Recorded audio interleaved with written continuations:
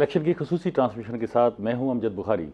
इस वक्त इलेक्शन अपने आखिरी मरहले में पहुंच गया है, अब सिर्फ पोलिंग बाकी है। इंतखाबात की सारी सरगर्मियां ख़त्म हो चुकी हैं और फोकस जो है वो पोलिंग स्टेशन की तश्कील पर है और उम्मीदवारों का जो फोकस है वो पोलिंग कैंप्स की तश्कील पर है और फिर पोलिंग एजेंट्स मुकर्रर करने की तश्कील पर है। फाइनल मरला है, कल आपने निकलना है, वोट डालना है। आप वोट नहीं डालेंगे तो फिर आपको कोई हक़ नहीं ये कहने का कि हमारी मर्ज़ी की हुकूमत नहीं आई, हमारी मर्ज़ी के लोग नहीं हैं, हमारी बात नहीं मानी जाती। कल आपका दिन है, आपने वोट डालना है, घर से बाहर निकलना है, छुट्टी नहीं मनानी, बाहर निकलना है और जाके वोट डालना है। आपको बता रहे हैं हम इस ट्रांसमिशन में मुसलसल कि इलेक्शन में क्या हो रहा है, क्या होने जा रहा है, कल क्या होगा। हम आपको लम्हा ब लम्हा बाखबर रखेंगे, नताइज भी आपके सामने इसी स्क्रीन पे पेश करेंगे। आप इस स्क्रीन को लगाकर चाय बनाकर चिल करें, सब कुछ आपको स्क्रीन पे दिखाएंगे। अब क्या हो रहा है ये बताने के लिए हमारे साथ जो माहिरीन मौजूद हैं उनका मैं आपको तारुफ करवाता चलूँ। मेरे साथ डॉक्टर मुकर्रब अकबर साहब, प्रोफेसर डॉक्टर मुकर्रब अकबर साहब माहिर सियासियात हैं। उनसे जानेंगे कि जी जो सियासियात की साइंस है इसमें हमारे इलेक्शन कहाँ खड़े हुए हैं, दुनिया में हमें कहाँ कहाँ पजीराई मिलती है और क्या देखा जाता है कि हम जमहूरी अमल में कितना आगे जा रहे हैं। दूसरे मेहमान मौजूद हैं, सज्जाद खोखर साहब सीनियर तजियाकार हैं और गहरी नज़र रखते हैं सियासत पर और साथ साथ मुख्तलिफ टीवी चैनल्स पे प्रोग्राम भी करते हैं। उनसे पूछेंगे कि सियासत क्या कह रही है। और तीसरे मेहमान वसीम शहजाद सीनियर रिपोर्टर हैं और इस सारे अमल को खुद रिपोर्ट कर रहे हैं फील्ड में, उनसे भी जानेंगे। बहुत शुक्रिया आप तीनों मेहमानों का। डॉक्टर साहब क्या हाल है आपके? वोट डाल रहे हैं कल आप? अल्लाह का शुक्र, बिल्कुल जी, इंशाल्लाह। अच्छा, डाल रहे हैं वोट। कैसे कोई बाज़ाब्ता फैमिली को साथ ले जाके कोई डिफरेंट अंदाज से डालते हैं या बस खामोशी से जाके? नहीं, बिल्कुल जी, बिल्कुल। वोट तो खैर खामोशी से डाला जाता है, लेकिन फैमिली को लेके जाएंगे। मेरे बेटे दोनों अभी बड़े छोटे हैं, लेकिन मैं उनसे रास्ते में पूछता आ रहा था कि अगर आप वोटर होते तो आप किसको वोट डालेंगे या जब बनेंगे तो नहीं। उन्होंने बिल्कुल बताया और मैंने उनसे उनकी रीज़न पूछी और उन्होंने बिल्कुल तफसील से मुझे रीज़न बताई कि ये वजह है मैं इसको वोट करूंगा और ये वजह है जिसकी वजह से मैं वोट करूंगा। अच्छा, तो ये एक कौमी फरीदा है, आपने बिल्कुल सही फरमाया। अच्छा, ये जो कुछ नुकसानात भी अपनी जगह पर जो कुछ हमारे साथ हो रहा है, चलें वो अपने एक अलग पहलू है, लेकिन ये फ़ायदा है कि लोगों के अंदर बड़ा शऊर आ रहा है। लोग खुद अस खुद तय कर रहे हैं। एक ही घर में जो है वो हर जमात का बंदा मौजूद है और वो अपनी विश और विल के साथ। सबसे खूबसूरत बात इस इलेक्शन में ये है कि आप जो है वो आपके घर में अगर 4 लोग हैं तो हो सकता है वो 4 मुख्तलिफ लोगों को वोट कास्ट कर रहे हैं या 2 मुख्तलिफ पार्टीज को कास्ट कर रहे हैं। पहले तो खानदान का बुजुर्ग जो कहता था और सारे चुप करके चल पड़ते थे और जाके वोट डालते थे, अब ऐसा नहीं है। खोखर साहब ये बताए कि आप ये जो इलेक्शन की गहमा गहमी है इससे मुतमईन है या कुछ मायूस? डॉक्टर साहब इसी पर ही बात करना चाहूँगा और बड़े जिम्मेदाराना तरीके से, जिम्मेदाराना अंदाज के साथ मैं ये अपने देखने वालों को बताऊँगा कि ये पाकिस्तान का वहद इलेक्शन है। हमने और भी बहुत सारे इलेक्शन देखे हैं, आपने बहुत सारे इलेक्शन किए, हमने बहुत सारे इलेक्शन कवर किए, लेकिन मुझे सिवाय अगर थोड़ी देर के लिए आप सोशल मीडिया और डिजिटल मीडिया के प्रोपेगंडे को साइड पर रख दें तो ये पाकिस्तान का वो वहद इलेक्शन है जिसे हम कह सकते हैं कि मुनसिफाना, गैर जानिबदाराना और भरपूर इंतजामात के साथ, यानी इलेक्शन कमीशन के जो इंतजामात हैं मुतल्लिका इदारों के। यही रुकेगा। वसीम शहजाद साहब आप इत्तेफाक करते हैं? से बिल्कुल भी इत्तेफाक किसी हद तक जो है वो नहीं करता। चलें फिर तो ठीक हो गया ना। हाँ, मैंने कहा अगर आप फील्ड में जो हम देखते हैं, जो रुझान हम देख रहे हैं वो, क्योंकि टाइम जो है सर मुकम्मल तरीके से उस तरह से कैंपेन कभी नहीं मिला, चीज़ें भी नहीं मिली, बड़े कम टाइम में। नाज़रीन, हम आज इस सेगमेंट में आपको खानेवाल और बिहाड़ी की जो सियासी सूरत हाल है उसको बताएंगे और वहाँ क्या होने जा रहा है इस पर भी बातचीत करेंगे। ये बातचीत का सिलसिला मज़ीद भी जनरल मौज़ूआत पर भी जारी रहेगा, लेकिन एक पहलू जो है वो मैं आपसे डॉक्टर साहब पूछना चाहूँगा कि हमारे यहाँ हमारी जमहूरियत को बड़ा तनकीद का निशाना बनाया जाता है। दुनिया भर में हमें कहा जाता है कि आप ये कैसी जमहूरियत है, कंट्रोल डेमोक्रेसी, कभी हाइब्रिड डेमोक्रेसी, मुख्तलिफ नाम भी दिए जाते हैं।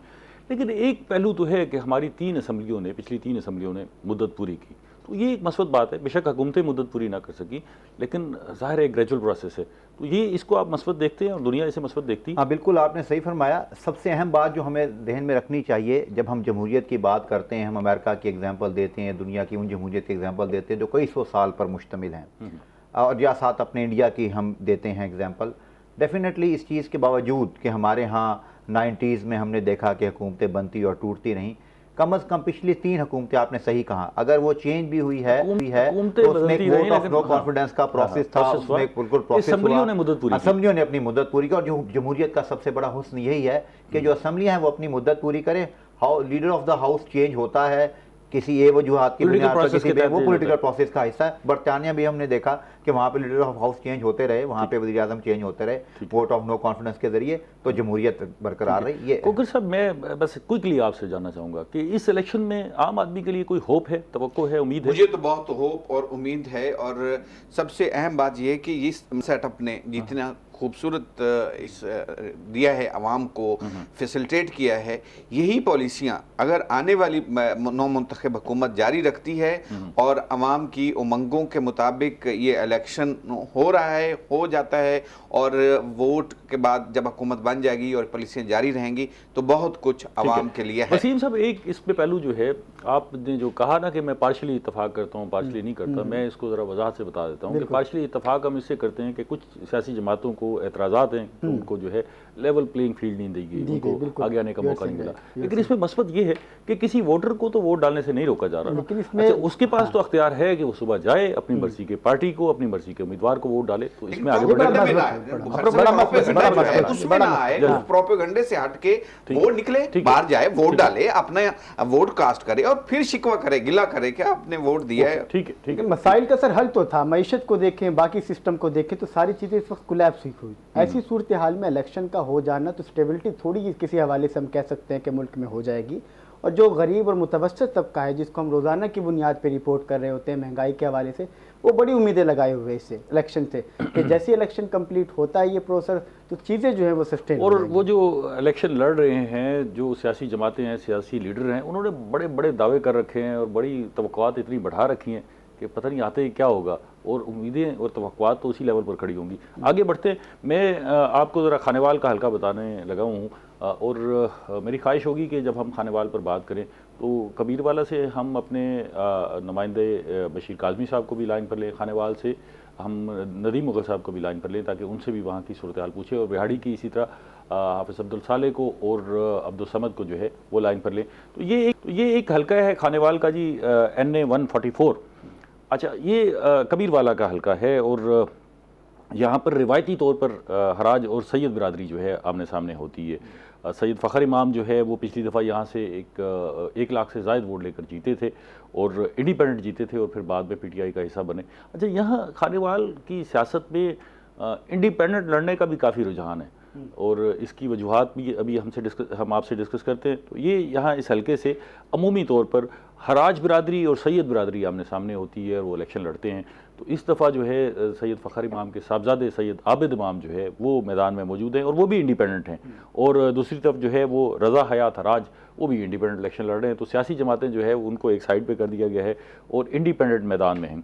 150 किसी ज़माने में ये हल्का कहलाता था 2018 में, तो उस वक्त यहाँ से सैयद फ़खर इमाम जीते थे, और फिर जो है 2013 में यहाँ से रज़ा हयात हराज जीते, और 2008 में भी रज़ा हयात हराज जो है यहाँ से PMLQ के टिकट से जीते। तो यहाँ पर डोमिनेशन जो है वो इंडिपेंडेंट कैंडिडेट की है। गो उनकी वाबस्तगियों का अंदाज़ा हो जाता है, लेकिन शायद वो इंडिपेंडेंट इलेक्शन लड़ना पसंद करते हैं। यहाँ पर ये जो कबीरवाला शहर का हल्का जो है वो इसमें शामिल है। सराय सद्दू और बाकिरपुर, पुलबागढ़, कोट इस्लाम, सरदारपुर, चक, हैदराबाद और 5 कसी, कुतुबपुर के इलाके जो है वो इसमें, कतालपुर, हाँ कतालपुर जो शाह साहब का जो है आबाई इलाका है वो यहाँ से शामिल है, और हुसैन जहानी गद्दी साहब यहाँ से साबिक सूबाई मिनिस्टर भी रहे, और ये सैयद बिरादरी, पूरी एक बिरादरी मौजूद है, और इसी तरह हराज जो है वो उनके मुकाबले पर है। इस दफ़ा क्या होता है ये अभी हम बशीर हैदर से बात करते हुए आपको बताएंगे। आगे जो है 145 एक हल्का है, NA 145, ये कबीरवाला से हट के ये खानेवाल का हल्का है, और यहाँ मोहम्मद खान डाहा वो डोमिनेट करते नज़र आते हैं। अब जब भी देखें आप इलेक्शन के रिजल्ट, तो पिछले दोनों इलेक्शन में मोहम्मद खान डाहा जो है वो कामयाब हुए हैं, 2013 और 2018 में। ऐसे लगता है कि मोहम्मद खान डाहा जो है वो राज करते हैं, और यहाँ भी उनका मुकाबला हराजों से है। हामिद यार हराज जो है वो मुकाबला करते हैं उनका, और इस दफ़ा भी हामिद यार हराज इंडिपेंडेंट कैंडिडेट के तौर पर मौजूद हैं, और मोहम्मद खान डाहा मुस्लिम लीग नून के टिकट से इलेक्शन लड़ रहे हैं। अच्छा मुकाबला होगा खानेवाल का। यहाँ जैसे मैंने पहले बताया कि इंडिपेंडेंट जो है वो बड़ा डोमिनेट कर रहे हैं, तो इस हल्के में क्या नतीजा निकलता है, हराज कामयाब होते हैं या डाहा कामयाब होते हैं, ये भी हम अपने खानेवाल के कॉरेस्पॉन्डेंट से जब बात करेंगे तो उनसे पूछेंगे। और NA-146 जो है ये भी एक रिवायती साल का है, यहाँ पर भी कुरैशी खानदान और बोदला वो आमने सामने होते हैं। ज़हूर अहमद कुरैशी, जब भी आप इलेक्शन के पिछले इलेक्शन उठाएंगे तो ज़हूर अहमद कुरैशी आपको नज़र आएंगे, और उन्होंने जो है पिछला इलेक्शन भी जीता, और उससे पिछले जो 2 इलेक्शन थे 2008 और 2013 के, वो पीर असलम बोदला साहब ने जीते। और पीर असलम बोदला साहब का रुझान जो है वो मुस्लिम लीग के साथ है, वो मुस्लिम लीग के साथ नून या क्यू लगा लेते हैं लेकिन रहते मुस्लिम लीग में।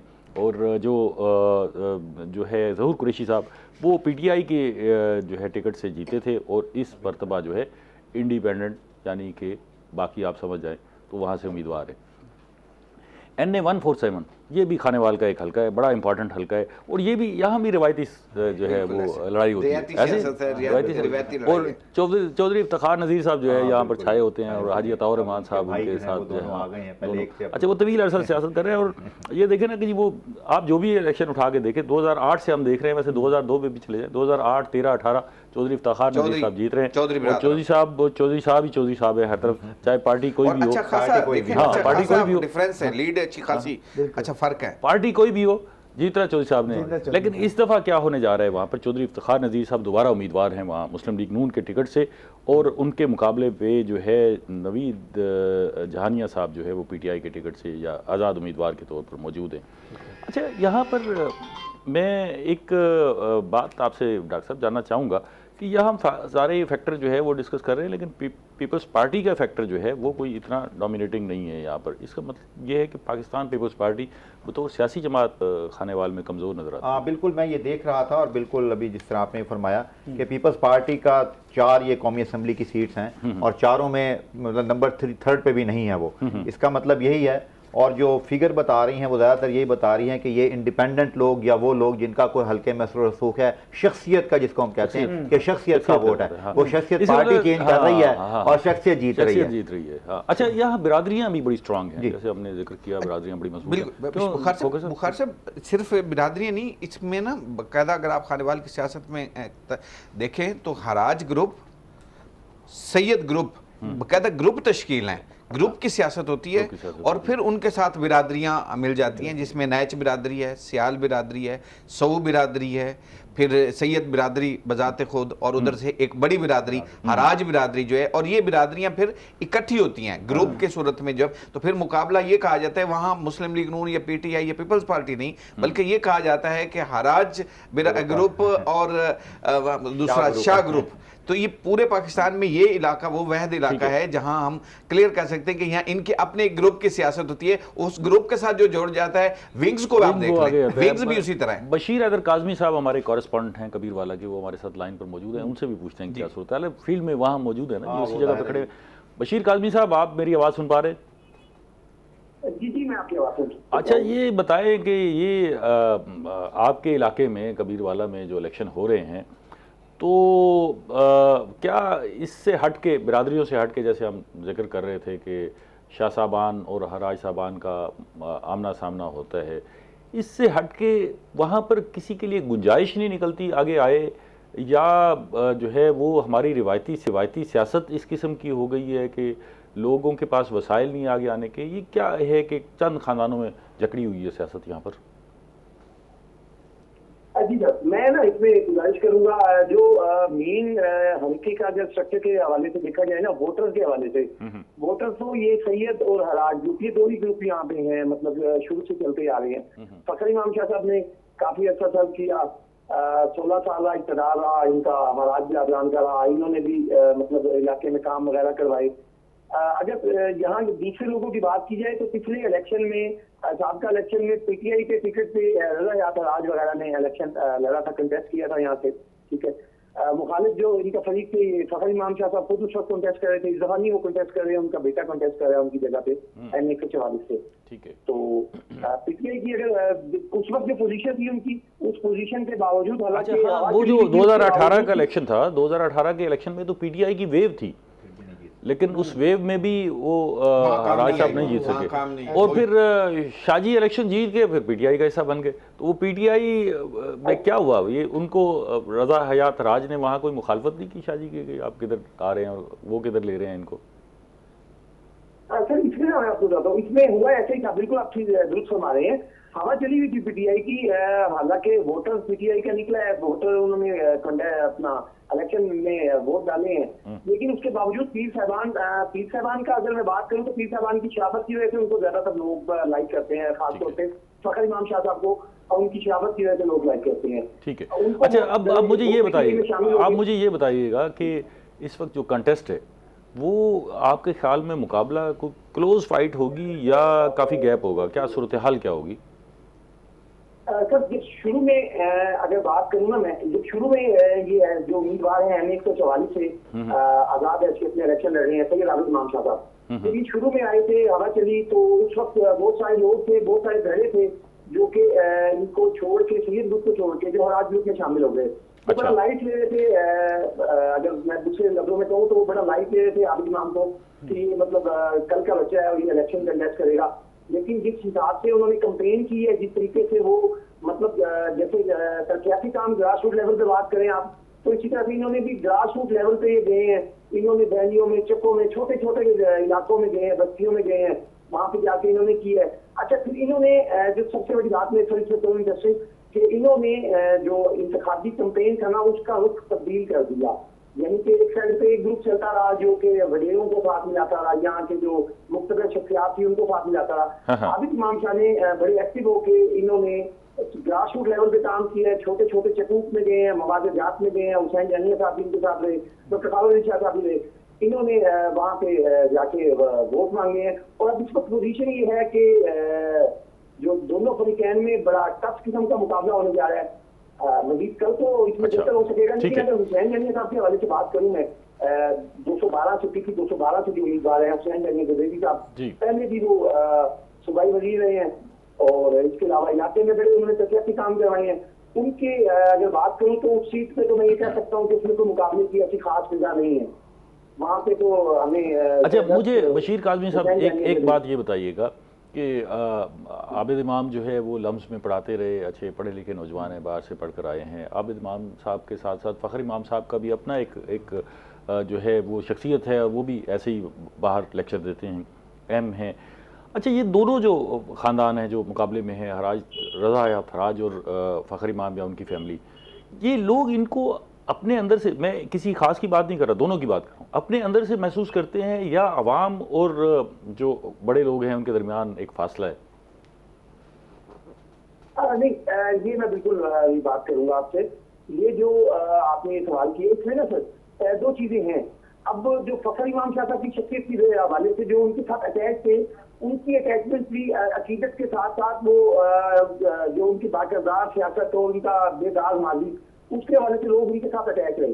आबिद इमाम 2014-15 में हल्के में आए हैं, उसके बाद इन्होंने कोरोना के दिनों में भी काम करवाए। तो सेकेंडली इन्होंने जो सर इलाके में काम करवाए हैं उन कामों का इन्होंने पहरा दिया है, उसके इन्होंने ऑडिट करवाए हैं। रज़ा हयात हराज साहब का मामला जो है वो उनका कैसा रहा, अवाम के साथ इंटरेक्शन कैसा है, आजकल कैसा है, क्या उनका राब्ता भी इसी तरह है जैसे आप शाह साहब की बात कर रहे हैं? जी बिल्कुल, रज़ा हयात आज भी अपने तौर पे अच्छा खेल रहे हैं, अच्छी कैंपेन कर रहे हैं अपने तौर पे। ठीक है, वो भी चले, बहुत शुक्रिया बशीर काज़मी साहब, आपके जो तबसरे का बहुत शुक्रिया। हमने अच्छा बुखारी साहब, इसमें इन दोनों रहनुमाओं की डेरादारी वाली जो सियासत है ना, उसको आप नज़रअंदाज नहीं कर सकते, इनके डेरे खुले होते हैं हर वक्त। अच्छा मैं थोड़ा सा इसलिए इनसे पूछा था कि मेरे हिसाब से ये दोनों जो पॉलिटिकल फैमिलीज़ हैं, ये जो अवाम के साथ बहुत घुलने मिलने वाला एलिमेंट है वो नहीं है। अच्छा ये एक फ़र्क है जो हमारे यहाँ बाकी जो है ना जी, कि हर बंदे की एक्सेस बड़ी आसानी से हो जाती है और काम बड़ी तेज़ी से हो जाते हैं।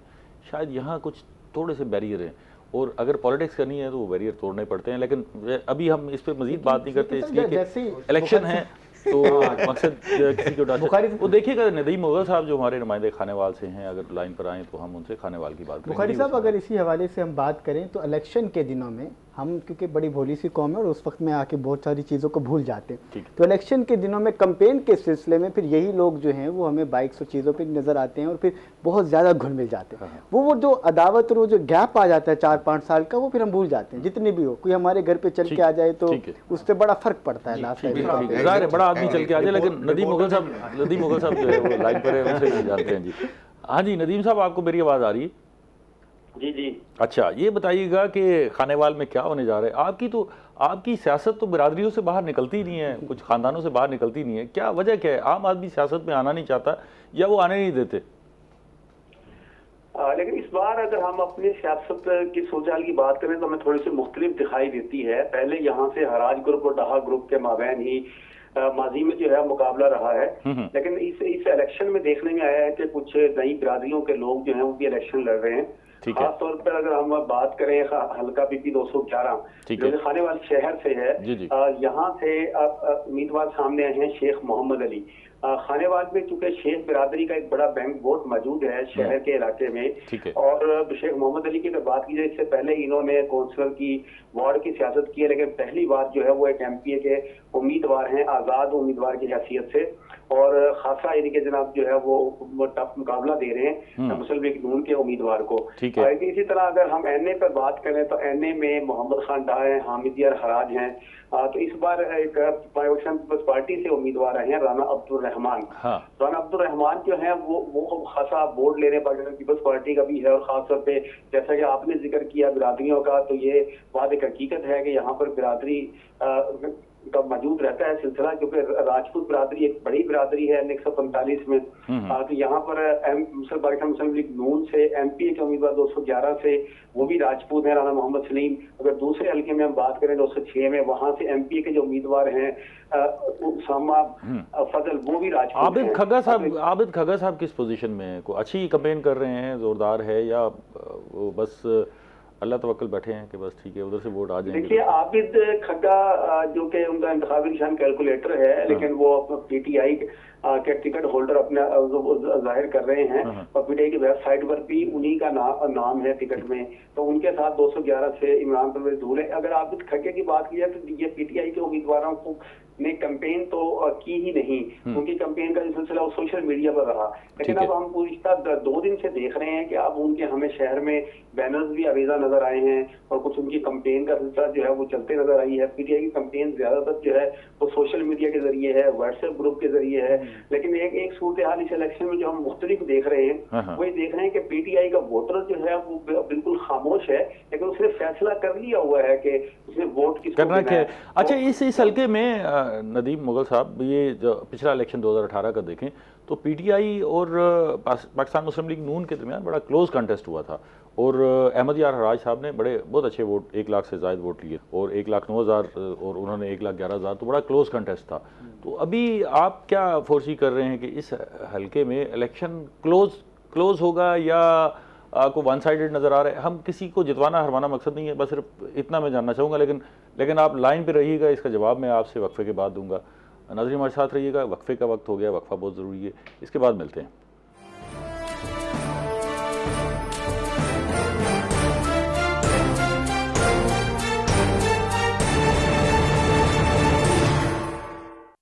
प्रोग्राम में दोबारा खुशामदीद। हम बात कर रहे हैं इलेक्शन पर, और माहिरीन हमारे साथ मौजूद है। इलेक्शन 2024 एक दिन बाकी है।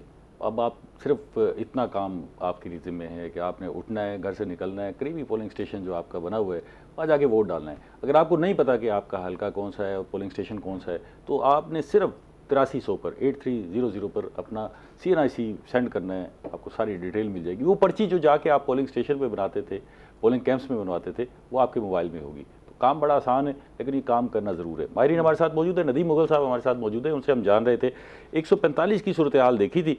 तो बस सिर्फ इतना बता दीजिएगा नदीम साहब, क्लोज कंटेस्ट हो रहा है या फ़र्क होगा, मार्जिन होगा? जी देखिए, जैसे आपने 2018 की बात की कि बहुत क्लोज फैसला हुआ था मुस्लिम लीग नून और पीटीआई के दरमियान सिर्फ 1500 वोटों से मोहम्मद खान डाहा जो है यहाँ से एमएनए की बर्तरी हासिल कर पाए थे। इस बार ये दोनों ही उम्मीदवार भी आमने सामने हैं। वो मोहम्मद खान डाहा पाकिस्तान मुस्लिम लीग नून के उम्मीदवार हैं, हामिद हराज जो है वो आज़ाद हैसियत से उम्मीदवार हैं ओके के निशान पर। लेकिन जैसे कि मैंने आपको पहले बताया कि राना अब्दुल रहमान जो पीपल्स पार्टी से उम्मीदवार आए हैं, उनके आने की वजह से जो है ये मुकाबला खासा क्लोज हो गया है। लेकिन मैं फिर से अपनी बात वही दोहराऊंगा कि कल का दिन देखना ये होगा कि पीटीआई का वोटर जो है वो कितनी बड़ी तादाद में निकलता है। ठीक है, 146 की तरफ आते हैं, 146 की तरफ। प्रोग्राम का टाइम महदूद है, इसलिए तेजी से देखना होगा। ये बताइएगा, यहाँ ज़हूर कुरैशी साहब और पीर असलम बोदला साहब अमूमन जो है आमने सामने होते हैं। पिछली दफ़ा ज़हूर हुसैन कुरैशी साहब ने पीटीआई के टिकट पर जो है 1,09,000 वोट लगभग लिए थे, और इस मौके पर भी PMLN के जो उम्मीदवार हैं असलम बोदला साहब पीछे नहीं थे, वो भी लाख के लगभग जो है वोट ले गए। तो वैसे हम देखें तो पीर असलम बोदला साहब उससे पिछले दोनों इलेक्शन जीते और अच्छे बड़े धीमे मिजाज के सियासतदान हैं। क्या इस दफ़ा क्या बनने जा रहा है, क्या डायनामिक्स हैं, और पीटीआई का जो आज़ाद उम्मीदवार की हैसियत से ज़हूर हुसैन कुरैशी साहब हैं, उनको आप कहाँ देख रहे हैं, और असलम बोदला साहब को कहाँ देख रहे हैं? अब यहाँ पर सूरत हाल भी जरा मुख्तलिफ होते हमें दिखाई दी है कि पीर असलम बोदला पाकिस्तान मुस्लिम लीग नून से हैं, पीर ज़हूर हुसैन कुरैशी जो कि क्लेम कर रहे हैं कि वो पीटीआई के उम्मीदवार हैं, लेकिन उसके साथ साथ जो है राय यूसुफ जो एक यहाँ पर उम्मीदवार हैं, वो भी क्लेम कर रहे हैं कि पाकिस्तान पीपल वो पीटीआई से हैं। अगर हम वेबसाइट पर जाकर देखें तो यूसुफ खान साहब जो है उनका नाम वहाँ पर शो होता है। और मैं बताता हूँ, कल शाम में जब रैली निकाली गई है 146 में पीर ज़हूर हुसैन कुरैशी की जानिब से, तो उस रैली में देखने में आया, इज्तिमा में देखने में आया कि उन्होंने अपने ठीक है नदीम, एक जुमले में हमें 147 के बारे में बता दें। चौधरी इफ्तिखार नज़ीर साहब जो है वो मुसलसल जीतते जा रहे हैं, क्या गिदड़ सिंह क्या है उनके पास यार, हर इलेक्शन जीत जाते हैं। लेकिन इस बार यहाँ पर हालात जरा मुख्तलिफ दिखाई देते हैं, जो कि अयाज नियाज़ी पाकिस्तान इस्तेकाम से जो आए हैं वो खासे मजबूत उम्मीदवार हैं। और इफ्तिखार नज़ीर और अयाज नियाज़ी के दरमियान जो है खासा कांटे का सख्त मुकाबला है। बहुत शुक्रिया नदीम मुगल, आपके तबसरे का, तजिए का बहुत शुक्रिया। कैसा लगा जी? बड़ा अच्छा है। मैं एक चीज़ नोट कर रहा था, ख़ास तौर पे अगर ये देखें कि ये 2 हलकों में ख़ास तौर पे, बल्कि तीनों में 144, 145 और 146 में जो बरादरी का कह लें, शख्सियत का वो है, जहाँ पीटीआई की अगर बात करें तो पीटीआई को एक थोड़ा सा जो मैं डिसएडवांटेज समझता हूँ, और जो PMLN को एडवांटेज है वो ये है कि PMLN का वोट इंटैक्ट होगा, वहां पर उनका जो कैंडिडेट है वो इंटैक्ट है। पीटीआई ने जो कैंडिडेट है वो अपने तब्दील किए हैं, तो जो वहां पर शख्सियत का वोट है वो डिवाइड हो गया। उसमें सिर्फ तब्दील ही नहीं, बल्कि वहां जो अक्सर आजाद उम्मीदवार हैं वो दावा कर रहे हैं कि मैं एक जगह पे पीटीआई के ग्रुप चले मसला तो ये है ना कि वहां पर जो पॉलिटिकल डायमेंशन है वो बदल रही है। बिल्कुल ठीक है ना। अच्छा, हम तो ये कहते हैं कि जमूद नहीं होना चाहिए सियासत में, तो ऐसे ही है ना कि जी आगे बढ़ना चाहिए, लोगों को मौके मिलने चाहिए, नौजवानों को भी आगे आना चाहिए, सबको साथ लेके चलना चाहिए। कोकर साहब ये बताइएगा कि इंतखाबी नताइज जो है जैसे भी होंगे कबूल किए जाएंगे? मुझे नहीं लगता। इसमें एक वजह यह है बस खास तौर पर आगे चलते हैं आगे चलते हैं। वसीम साहब, कबूल करने पड़ेंगे। हाँ, इसको अगर हम ऐसे कह लें। अच्छा देखिए, इस दफ़ा जो मैं देख रहा हूँ कि मुल्क की तारीख में हम कह सकते हैं कि सबसे बड़ा टर्न आउट जो है वो सामने आ सकता है कि वोटर्स बड़ी तादाद में बाहर निकलेंगे, बड़ी तादाद में बाहर निकलेंगे। ये पॉजिटिव पहलू है कि बिल्कुल है। और आप देखेंगे कि जो हम पॉपुलेशन और जो रजिस्टर्ड वोटों की बात करते हैं, तो अब मार्जिन थोड़ा सा रह जाएगा। लोगों का वोट देने का रुझान बहुत ज़्यादा जो है वो बढ़ने जा रहा है कल के हवाले से। और ऐसी सूरत हाल के अंदर अगर हम ये बात कर लें कि मुख्तलिफ किस्म के नारे लगाना, वो गलत, ये अंदाजा है, इससे उलट भी हो सकता है। क्यों नहीं, दो वजूहत है। देखिए, 2 करोड़ है ऑलमोस्ट नया वोटर, और 18 से 35 साल का 45% है। अच्छा, ये आपने बिल्कुल बात की कि प्रोबेबिलिटी दोनों मौजूद है। अगर तो वोटर निकल आया तो फिर वो 18 से 35 45% टर्न आउट बहुत ज्यादा होगा। लेकिन दूसरी तरफ ये भी हो सकता है कि वोटर शायद ये कहे जी कि ट्रेडिशनल पॉलिटिक्स वो चल रही है, तो इंडिपेंडेंट कैंडिडेट है, हमने तो खास पॉलिटिकल पार्टी हैं तो हम नहीं जाते, और इसकी वजह से कई लोग, क्योंकि देखें कुछ लोग हमें से जो है ना वो नहीं निकलना चाहते, जो हमने देखा पिछले कई सालों में, वो घर रहना पसंद करते हैं, छुट्टियां हैं चले जाते हैं। सालों में हमने ये भी देखा कि लोग दूसरे मुल्कों से या वोट डालने के लिए आए, लेकिन उनकी पैसे खर्च करके वोट डालने की तादाद। देखिए, उन्होंने जिसको वोट दिया, वोट देने वाले ने क्या किया वो एक अलग टॉपिक हो गया, लेकिन ये बड़ी मस्बत बात है कि लोग बाहर से वोट लेकिन इस भी आए हैं, मेरे कुछ जानने वाले आए हैं, रिलेटिव्स आए हैं, लेकिन मैंने बताया कि उनकी तादाद हम इतनी ज्यादा मैं नहीं समझता हूँ कि जो वोटर टर्न आउट को इंक्रीज या डिक्रीज करे या रिजल्ट को चेंज करे। रिजल्ट जो है वो डोमेस्टिक वोटर पे ही बेस डोमेस्टिक करता है। वोटर पे, ठीक है। और निकल नहीं पा रहा है। हाँ, वोटर अच्छा, निकल- वैसे लग क्या रहा है आपके ख्याल में वोटर का घर से बाहर निकलना मुल्क के हालात के लिए, मुल्क के निज़ाम के लिए, जमहूरी अमल के लिए तो मस्बत है ना जी? बहुत ज़्यादा बहुत मस्बत है और हमें निकलना होगा, निकलना चाहिए। और इसमें जो अच्छी और पॉजिटिव बात है वो ये है कि जो हमारी सियासी पार्टियां हैं जो इस वक्त इलेक्शन में हैं वो पूरी कोशिश कर रही हैं कि वोटर घर से बाहर अच्छा, निकले। जब खोखर साहब हम बात करते हैं ना कि जी वोटर घर से बाहर निकले और आके वोट डाले, तो उसको सिर्फ एक ही सिमत में देखा जाता है, ये समझा जाता है कि शायद एक मखसूस सियासी जमात के लिए कहा जा रहा है। हालांकि हम जब बात कर रहे हैं, हम ये कह रहे हैं कि ज़्यादा से ज़्यादा लोग आएंगे, वोट डालेंगे, अपनी राय का इजहार करेंगे, तो फिर ही। लेकिन अगर 40% टर्न ओवर हो और अगर इसी को 80% पे ले जाएं तो बड़ा मंजर ही फर्क मुख्तलिफ पड़ हो जाता जाता है। देखिए 40% में आप सही कह रहे हैं, 40% में 12% वाला वोट लेकर मेंबर बनेगा मेंबर बन और जाता है। 80% में ज़ाहिर है उसको 25% किसी तरह 30% भी- बनेगा। बिल्कुल किसी increase भी होगा तरह हम उस हुकूमत को अवाम की नुमाइंदा हुकूमत नहीं कह सकते, फिर मजबूरी होती है, और जमहूरी मजबूरी निज़ाम है। में हमने आगे चलना होता है। वसीम साहब ये जमहूरियत बताएं, में हाँ, जी, सर, बोलिए। ये बताएं कि जो इलेक्शन की तैयारियां हैं वो मुकम्मल हो गई हैं, अब तक सामान सारी तरसील हो चुकी होगी? कंपेन्स मुकम्मल ऑलरेडी कल हो चुकी थी, आज सामान की तरसील हुई और मुल्तान पब्लिक स्कूल के अंदर जो है वो बड़े लेवल पर तमाम डिस्ट्रिक्ट रिटर्निंग ऑफिसर्स को कोई सामान खाबे दे दिया शाबे गया। उनका भी बंदोबस्त किया जा रहा है पोलिंग कैंप्स पे, कोई इतला क्या है? हर पार्टी की जानिब से ये तो होता ही है और पहले भी होता रहा है और इस तरह की चले चीजें खाबे जो है मिले वो- ना मिले, हम आपको ब्रेक का तोहफा देते हैं। ठीक है ना? नाज़रीन हमारे साथ रहिएगा, एक ब्रेक के बाद मिलते हैं।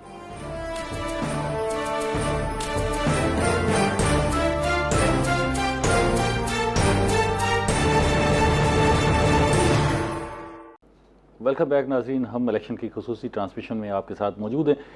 जारी रहेगी ये ट्रांसमिशन, आपको बताते रहेंगे कि क्या हो रहा है इलेक्शन में और कौन किधर जा रहा है, वोट डालने के लिए किस रफ्तार से लोग निकल रहे हैं, वोट डाल भी रहे हैं, नहीं डाल रहे, जाके घूम फिर के आ रहे हैं, सिर्फ बिरयानी पे गुजारा हो रहा है, क्या सूरत हाल है, इस पर बातचीत जारी रहेगी। डॉक्टर साहब, ये जो हमने अभी खानेवाल की सूरत हाल डिस्कस की मजमूई तौर पर, अगर हम जनूबी पंजाब के तनाजुर में देखें तो यहाँ वैसे ही हमें बिरादरियाँ डोमिनेट करती नज़र आती हैं। देखिए, जनूबी पंजाब का जो थोड़ा सा कल्चर है, ज़ाहिर है वो एक तो वो पीर परस्त वाला एलिमेंट मौजूद है और दूसरा जो है वो एग्रीकल्चर डिस्ट्रिक्ट, ये दोनों इसीलिए बेशतर उम्मीदवारों ने कोई ना कोई गद्दी संभाल रखी है। गद्दी गद्दी नशीन बन जाते हैं, तो उधर या से भी कुछ उम्मीदवार बनाते ही उनको जो गद्दी वाले होते हैं, ताकि जो है वो अच्छा, 2 in 1 हो जो जाए। गद्दी में बैठा है वही कुर्सी संभाले। ऐसे उम्मीदवार भी हैं जिनके पास गद्दियाँ नहीं थी, उन्होंने कहा जी अगर इलेक्शन लड़ना है और गद्दी नशीनों के साथ जो है मुकाबला करना है तो फिर गद्दी गद्दी चाहिए। संभालने फिर को। उन्होंने एक गद्दी रखी और फिर जाके या गद्दी बना ली कोई गद्दी आटे। बना लिया। तो तो ज़ाहिर है ये बटेरा एक शाही का natural है। सिस्टम जो है ना वो अच्छा, तो थोड़ा ये एक देहाती जो इलाके हैं हमारे उसके अंदर मिसकंसेप्शन भी है नजर कि आता हमारे यहाँ अभी शायद वो कोई चीज़ नहीं है। जागीरदारी है। हाँ। अच्छा, आप मरकजी पंजाब में, भलाई पंजाब में चले जाएं तो वहाँ यही कंसेप्ट है कि जी बिल्कुल। यहाँ बड़ी बड़ी जागीरें हैं जी हर अच्छा, आपसे मैं पूछूं कि मुल्तान का कोई बड़ा जिम्मेदार बता दे जो बहुत बड़ा जिम्मेदार हो, तो आपके पास नाम नहीं आएगा। ठीक है ना, वो सारे ऐसे ही हैं, जिसको भी पूछे वो हैंड टू माउथ और फिर कोई और काम कर रहा है जिम्मेदारी के साथ। वो जागीरदारों वाला मामला जो है वो खत्म हो गया है और निज़ाम जो है वो अवेयरनेस आ गई है, जागीरदार- बहुत अवेयरनेस आ गई है। और इसमें खास तौर पर अगर हम ये पीटीआई को हमें एक एज देना चाहिए कि उन्होंने जो अवेयरनेस दी है लोगों में, जो आगाही दी है, वो लोग बहुत ज्यादा उसको ठीक है। समझे हैं। बुखारी और साहब हम इससे हाफिज साले साहब हाँ जो जी। है वो हमारे कॉरेस्पॉन्डेंट हैं बिहाड़ी से, वो लाइन पर हैं, उनसे बिहाड़ी की सूरत हाल जानते हैं, फिर उस पर तबसरा और तजिया करेंगे। हाफिज साहब, आपको मेरी आवाज़ आ रही है? जी जी सर, जी सर। हाफिज साले साहब, ये बताइएगा कि NA 156 यहाँ भी हम जैसे रिवायती सियासतदानों का नाम ले रहे हैं, तो यहाँ भी हम देखते हैं कि चौधरी नज़ीर अहमद साहब जो है वो मैदान में मौजूद हैं। आयशा नज़ीर जट साहब कभी कभी नज़र आती हैं, तो क्या सूरत हाल है? क्या इस दफ़ा जो है मुकाबला वो चौधरी नज़ीर अहमद साहब हस्ब मामूल मैदान में मौजूद हैं, आयशा नज़ीर जट भी मौजूद हैं और बाकी जमातें JI, JUI, TLP, PPP ये मौजूद है, लेकिन क्या हो क्या रहा है उस हल्के में? सर सबसे पहले तो शुक्रिया इस हवाले से कि बिहाड़ी बड़ा हमेशा से जो है बड़ा मुस्बत किरदार अदा किया इसने सियासत में, और इसका बड़ा कीमती किरदार रहा है। उसकी वजह यह है कि जो सबसे पहले जो पंजाब के वजीर आला थे मुमताज सुल्ताना थे, जी जी, तो यहाँ से सियासत बड़ी जो है वो बड़ी फ्रूटफुल रही है और बड़ी ग्रूमिंग की है सियासत ने भी। और फिर पहले सुल्ताना खानदान था, उसके बाद फिर किसी खानदान आया, फिर इसके साथ साथ आगे जो है अगर हम देखें तो अराई बरादरी जो है वो यहाँ भी उसका वोट बैंक बहुत बड़ा है। तो उस सिलसिले में फिर जो हल्का NA 156 है, इसके अंदर जो है ना वो अराई बरादरी का एक बहुत बड़ा वोट बैंक है, जिसकी वजह से उन्होंने अपने जो कैंडिडेट है वो हमेशा से उनको जो है वो जो अराई बरादरी से उसी को खड़ा किया, जैसे चौधरी नजीर अहमद अराई हैं, ये लास्ट टाइम भी ये MNA बने, अब फिर इससे पहले भी है। और इसके साथ साथ जो तहसील काउंसिल के यहाँ के रहे हैं, चेयरमैन रहे हैं, आशा कराई हैं, वो भी उनका बड़ा इन्फ्लुएंस है। तो इस हवाले से एक वोट बैंक होने की वजह से चौधरी नजीर अहमद राई को जो है एक बड़ा ऐस है। लेकिन इसके साथ साथ जो दीगर बरादरियां यहाँ पे जट है, डोगर है, या दीगर जो जट बरादरियों से जो ताल्लुक रखने वाले हैं, उनका वोट बैंक भी बहुत बड़ा है और इन्फ्लुएंस भी रखते हैं वो। ये मैं यही पूछना चाहूँगा, आशा नज़ीर जट जो हैं वो पिछले दोनों इलेक्शन में इंडिपेंडेंट उन्होंने इलेक्शन कंटेस्ट किया, 13 में भी 18 में भी। तो ये जट बिरादरी की बुनियाद पे उन्होंने कंटेस्ट किया था और इतने अच्छे वोट लिए दोनों। जी बिल्कुल सर, इसमें वोट भी बड़ा अच्छा लिया था और बड़ा इनको टफ टाइम दिया था पाकिस्तान मुस्लिम लीग नून को। लेकिन अनफॉर्चुनेटली कि यहाँ पे उनके लिए वो ग्राउंड नहीं बन सका जो होना चाहिए था। इस मरतबा भी पहले जो है वो चौधरी नजीर जट खुद MNA बने, लेकिन वो नाअहल हो गए। उसके बाद फिर उनकी बेटी जो है वो ज़मीनी इंतखाबात में उसने हिस्सा लिया, लेकिन वो भी चली गई, नहीं हो सकी। तो ये सिलसिला जो है वो चलता रहा है। लेकिन इस मरतबा चूंकि कैंपेन की सूरत हाल ओवरऑल जो है वो अगर इनके कैंडिडेट के आजाद उम्मीदवारों के और या PTI के जो हिमायत याफ्ता लोग हैं उनके हवाले से जो है वो काफी टफ है। लेकिन चूंकि इनका वोट बैंक काफी अच्छा है तो इस हवाले से टफ टाइम दिया जा सकता है। ठीक है, अब हम जरा 157 की बात कर लेते हैं। यहाँ हमें साजिद मेहदी साहब तो जो है वो अमूमन छाए नजर आते हैं। नताशा दौलताना भी एक अच्छी उम्मीदवार है, उन्होंने इलेक्शन जीता भी सही 2008 का। इससे लगता है ऐसे है कि यहाँ पीपल्स पार्टी का भी अच्छा वोट बैंक है, क्या ये बात ठीक है? सर वोट बैंक बड़ा अच्छा है, चूंकि अजीम दौलताना जो नताशा के बड़े भाई थे, जो उनकी वफात होगी एक्सीडेंट के अंदर, तो उनकी जगह पे नताशा दौलताना आई है। तो वोट बैंक बड़ा अच्छा है। यहाँ बिहाड़ी को किसी दौर में जब मोहतरमा बेनजीर भुट्टो यहाँ पे आई और बहुत बड़ा वोट बैंक हुआ करता था, लेकिन यहाँ पे उस तरीके से पीपल्स पार्टी ने अपनी साख जिस तरीके से पूरे पंजाब के अंदर खोई है, बिहाड़ी के अंदर भी उसने अपनी साख खोई है। इस हवाले से चूंकि उस वक्त उन्हें अपने भाई की जो है वो एच पे दोबारा से इलेक्शन लड़के वो MNA बन गई थी, लेकिन अभी जो है वो सिर्फ जनूबी पंजाब की जनरल सेक्रेटरी की तौर पे ही नुमाया है। लेकिन जो 156 है इसके अंदर साजिद मेहदी चूंकि खुद इलेक्शन लास्ट में भी उन्होंने लड़ा है और बड़ा अच्छा एक वोट बैंक हासिल किया है। और इनके मुकाबले में इसाक खान खातवानी जो थे वो पाकिस्तान तहरीक इंसाफ से इससे आप जरा थोड़ा सा या 158 का डिस्कस आपके पास हाफिज साहब 1 मिनट है, 1 मिनट में इसको जो है दरिया को कुएं में बंद करना है आपने। 158 में बताएं कि जी वहाँ पर चौधरी ताहिर इकबाल साहब जो है वो बड़े छाए नज़र आते हैं, तमीना दौलताना भी यहीं से इलेक्शन लड़ती हैं, आफ्ताब खान खिची भी जो है वो यहीं पे मौजूद होते हैं। तो यहाँ क्या देख रहे हैं 157 में? बिल्कुल सर, यहाँ पे वही दौलताना खानदान का एक अपना असर सूख है, सियासी खानदान है। और मोहतरमा तमीना दौलताना 2 मरतबा जो है वो पाकिस्तान मुस्लिम लीग नून के या टिकट से या इलेक्शन लड़ा है, लेकिन वो हार चुकी हैं।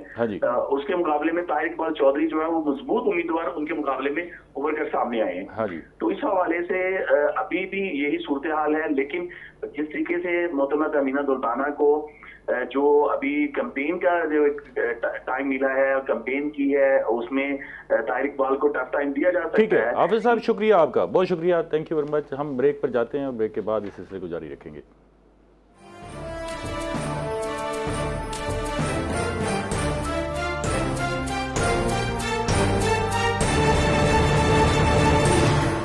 फिर से खुशामदीद। हम बात कर रहे हैं बिहाड़ी और खानेवाल के इलेक्शन पर, और बिहाड़ी का एक हल्का है जी 159, इस पर डिस्कशन हो रही है। अब देखते हैं कि यहाँ क्या सूरत हाल है। लेकिन इसी दौरान हमारे साथ बिहाड़ी के जो मेलसी के कॉरेस्पॉन्डेंट हैं वो हमारे साथ लाइन पे मौजूद हैं, अब्दुल समद साहब। उनसे जानते हैं कि वहाँ पर क्या सूरत हाल है। टिब्बा सुल्तानपुर से सईद अहमद खान मनेज साहब जो है वो मैदान में मौजूद हैं, जो बड़े पॉपुलर हैं। इसी तरह औरंगज़ेब खान खिची भी जो है वो बड़े पॉपुलर हैं यहाँ पर। और इसके साथ साथ महमूद हयात खान टोची खान जो है वो भी बड़े के ज़माने बड़े पॉपुलर रहे और बड़ा उनका तूती बोलता था। तो अब्दुल समद साहब से पूछते हैं। समद साहब, मेरी आवाज़ सुन रहे हैं आप? जी बिल्कुल। क्या हो रहा है इलेक्शन में आपके हल्के में? जी देखिए, अगर 2013 और 18 के इलेक्शन की बात करें तो इस बार 2024 के अंदर जो है वो बड़ी मुख्तलिफ पोजीशन जो है वो नजर आ रही है। NA-159 के अंदर जो मजबूत कैंडिडेट रहे हैं सईद खान बनेर साहब 2013 के इलेक्शन के अंदर, फिर 2018 के इलेक्शन में औरंगजेब खान खिची जो है बड़ी लीड के साथ जो है वो MNA मुंतखब हुए। इस बार जो है वो पोजीशन बड़ी मुख्तलिफ है क्योंकि वो इस बार PTI के याफ्ता भी हैं, आजाद कैंडिडेट भी हैं। 75% उनको यूँ समझे कि मकसूद हासिल है कि हम जो है वो PTI का वोट जो है वो हासिल करके इस बार भी MNA जो है मुंतखब हो जाएंगे। लेकिन मसलन लीग नून के जो कैंडिडेट हैं सईद खान बनेर साहब, वो भी एक पॉपुलर सियासतदान है जैसा कि आपने फरमाया अभी, तो बुजुर्ग सियासतदान भी है और बड़ी मेच्योरिटी के साथ जो है वो इस वक्त आगे जा रहे हैं। बड़े घरे जो है उनके साथ शामिल हो रहे हैं। ठीक है। और जो शहर की अगर बात करें तो शहर के अंदर भी बड़े धड़े हैं। खान ग्रुप है, जैसे कि आपने महमूद हयात खान का नाम लिया, महमूद हयात खान के अपने खानदान के कुछ लोग हैं जो औरंगजेब खान के साथ जम हो चुके हैं। बड़ा टफ मुकाबला है दोनों पार्टियों के अंदर। ठीक है। तो मुकाबला जो है वो अवाम के अंदर क्या सूरत हाल है कि वो जोशो खरोश है कि वोट डालने के लिए जाना है? 2018 के इलेक्शन की मुनासबत जो इस बार इलेक्शन की कैंपेन चल रही है, जो अवाम का रद्द-ए-अमल आ रहा है, वो इस वक्त जोशो खरोश दिखाई नहीं दे रहा। न उस तरह की कोई कैंपेन नजर आ रही है। बस जस्ट वो एक लेबल लगाकर बैठे हैं कि हम PTI के कैंडिडेट हैं आजाद उम्मीदवार और PTI की हमायत उनको हासिल है। वो इस बिना पर अपनी कैंपेन को है वो जारी रखे हुए हैं। पिछले इलेक्शन के अंदर जो है वो डोर टू डोर कैंपेन भी रही है, इस बार जो है वो डोर टू डोर कैंपेन भी नजर नहीं आ रही है। चलें, बहुत शुक्रिया अब्दुल समद साहब, बहुत शुक्रिया आपके तजिए का जी। हाँ जी डॉक्टर साहब, ये सईद अहमद खान मरेस वाला जो हल्का है और इसमें औरंगजेब खान खिची और महमूद हयात खान टोची खान, तीनों बड़े यहाँ पर बड़ा अच्छा मुकाबला होता है। अच्छा, यहाँ बड़ी रिवायती सी सियासत भी है और इनके डेरे भी आबाद रहते हैं। अब कमाल ये है कि डेरों पर जाने वाला कोई बंदा बगैर चाय पिए, मिठाई खाए, खाना खाए वापस नहीं आता। तो ये एक तो वैसे ही हमारे इस खित्ते की रिवायत है।